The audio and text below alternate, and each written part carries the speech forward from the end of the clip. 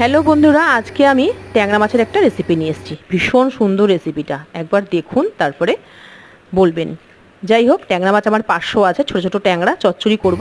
তো নুন হলুদ মাখিয়ে আমি কড়াইতে তেল দিয়ে ভালো করে ভেজে তুলে রাখবো। ওই তেলের মধ্যে বেগুন ঝিরি করে কেটে রেখেছি, ওটাও ভেজে তুলে রাখবো। তারপরে দেবো কালো জিরা, শুকনো লঙ্কা সম্বার, দেবো পেঁয়াজ আর রসুন কুচি, বেশ খানিকটা পেঁয়াজ রসুন কুচি দিতে হবে। এবার ঝিরি করে কেটে রাখা আলুগুলো দিয়ে ভাজা করে নেব। তারপরে দেবো চেরা কাঁচা লঙ্কা, টমেটো, নুন হলুদ দিয়ে ভালো করে কষিয়ে নেব।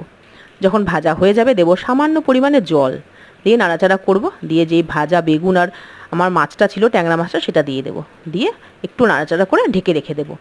তারপরে ঢাকাটা খুলবো, খোলার পরে একটু চিনি দেবো, দিয়ে আবার ঢেকে রেখে একটুখানি আস্তে আঁচে করে নাড়িয়ে নামিয়ে ফেলবো। দেখুন কি সুন্দর হয়েছে চচ্চড়িটা, অসাধারণ খেতে। ট্যাংরা মাছ শুধু শীতেই ভালো লাগে তা না, গরমে এভাবে একবার করে দেখুন।